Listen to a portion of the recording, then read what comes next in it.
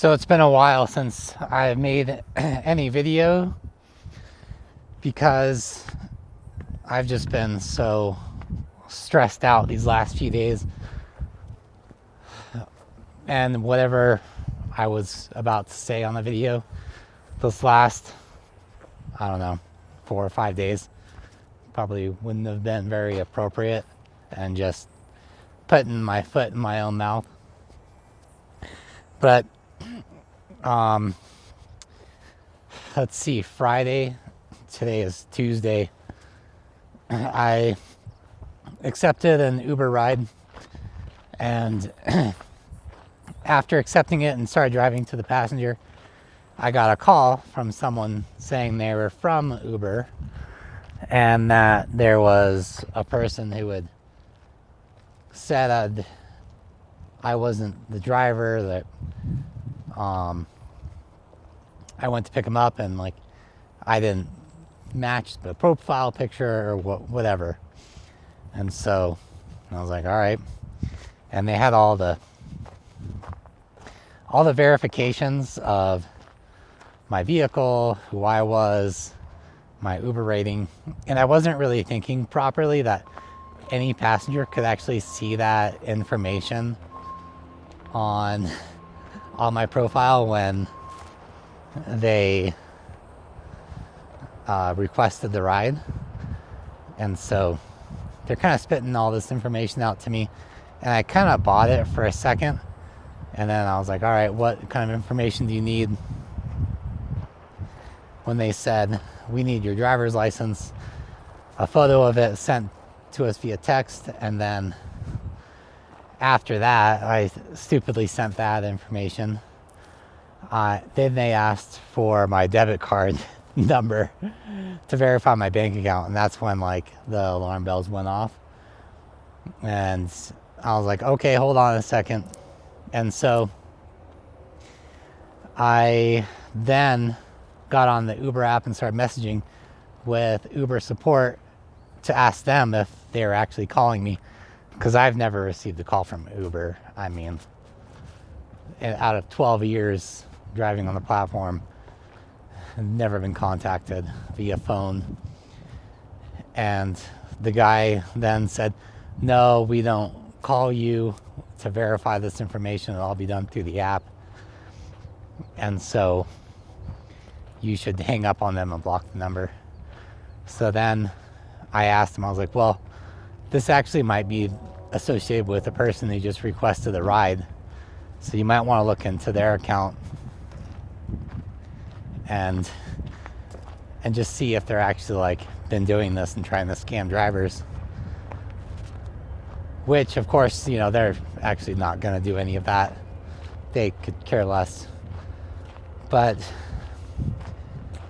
I said, okay, well, I will hang up.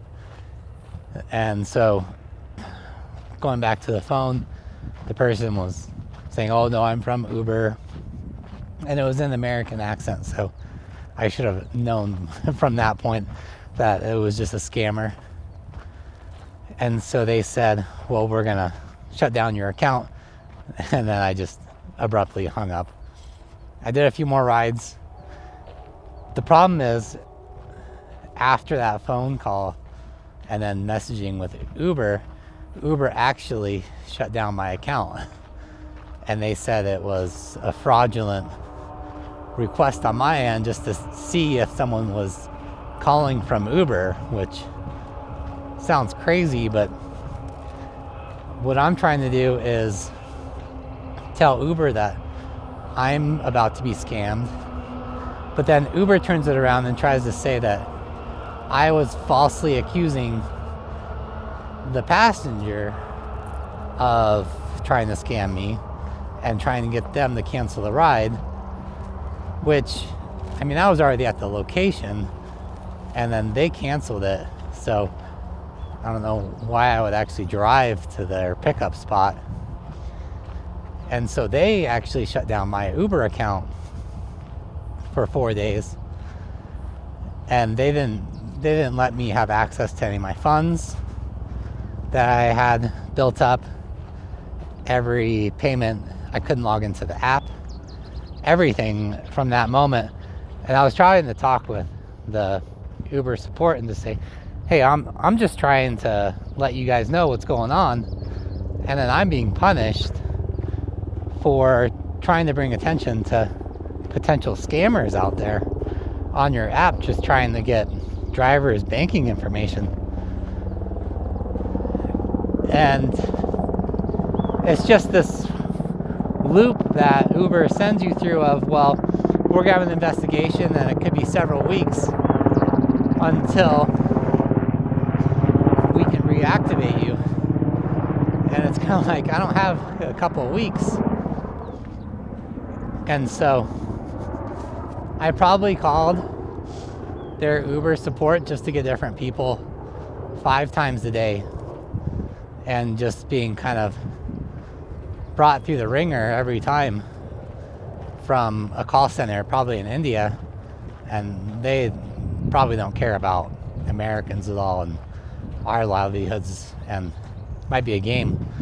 When you try to do the right thing, I guess, or talk to support, it really can backfire on you and make everything actually much worse than it was initially. Because at first it was like, your account's on hold, and then I called support again, and then they escalated to they logged me out of the app, and then login was denied, and then didn't even have access to any of my funds at all. And so I spent 4 days of basically living on like $30. And I have DoorDash and Instacart, but man, like with those orders, you're driving like 17 miles for $12, and you're really just maybe eking a $4 profit per delivery, which can take you 30 minutes. And those apps just really aren't viable for the cost of living in California. I don't know how people make it happen. I suppose maybe if you have an electric car or a Prius or something, it's easier. But these last few days have just been so terrible. Just so much stress. But it finally did work out. Last night I got reactivated, and I was at least able to cash out my Uber account. So now I at least have some money in my bank account, versus the last 4 days of like, all right, I gotta be super careful about which rides I take, how much gas I have. And boy, it's better to just, if anyone needs any information like from you on your banking or whatnot, just hang up. Don't try to contact any kind of support if you're in the gig economy, because it's probably going to just backfire on you, and it's just going to cause you more harm than actual good. It's better just let the scammers go, I think, and just don't get scammed yourself, but don't bring attention to it either. Just, especially to the company, just let it roll, and maybe with your own friends, just tell them like, hey, this might be going on and something to be wary of. Because I lost a lot of money in those 4 days of not being able to work, and just the anxiety that was going through my brain is just astronomical. And I've been trying to like listen to some more like biblical stories, and I was listening to the story of Elijah, and I don't think it really even helped me, because that person, that prophet, followed God and had one of the roughest lives of any existence. And it's just like, is God even like against us?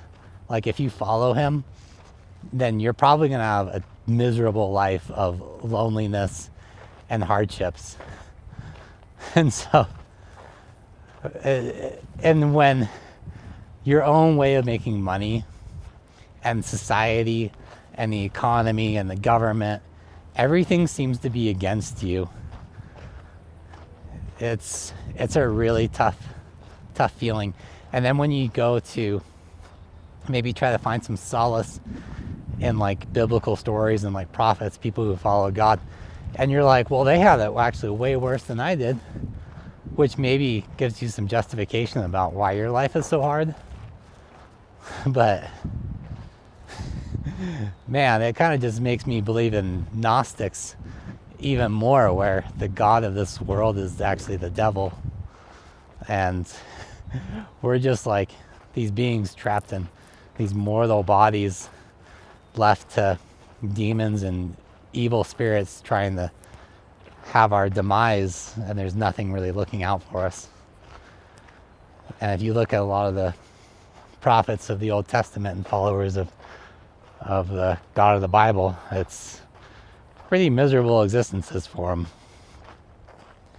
So I don't even know what to really believe in that realm anymore. I don't know. But the silver lining of this is that I got back on, and it was kind of odd timing, because here I am like days of just total stressed out, and I go to the gym I usually go to take showers and work out and kind of just do all my personal hygiene at.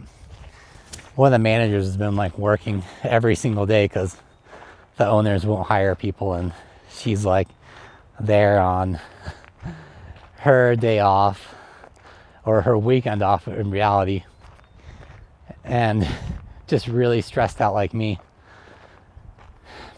probably in a better living circumstance though.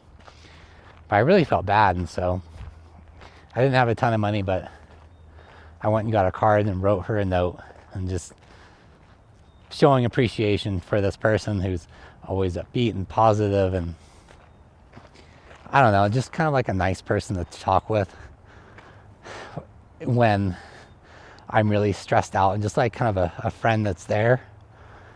And right when I got that card and I was writing a note, dropped it off, and I thought, you know what, I'm just going to check the Uber app, see if I can log in and get money out, because I literally had like $8, and I was able to log in. I was reactivated, and I was able to cash my money out. And I don't, maybe there is like some spiritual being like looking out for me, because perhaps I was thinking of someone else above myself, and wanting to do something nice for another person. And at that moment then, without any emails, notifications, or anything from Uber, I'm reactivated. I can get into the app and I can get my money out, which is really like an answered prayer. So I don't know. At times I'm like so distraught and like anxiety, stress, pain, and thinking that everything's against me. And then eventually it does work out through no will of my own. And granted that was a very stressful time period, I was able to make some money on DoorDash and Instacart, not really anything of substantial profit, but I don't know, I got my account back on Uber, and that was really the answered prayer, and now I can move on with life. But I definitely got to get out of this gig loop, because even if Uber is the last remnant of the ability to make some money these days, if it becomes anything like the other apps where your profit margins are so slim, there's just no way to survive anymore. at least it opened my eyes to there's no other options anymore out there. It's all in just this one app that I have left. And since I was deactivated from Lyft years ago from a false accusation, I've got to find something else and maybe a place to live as well.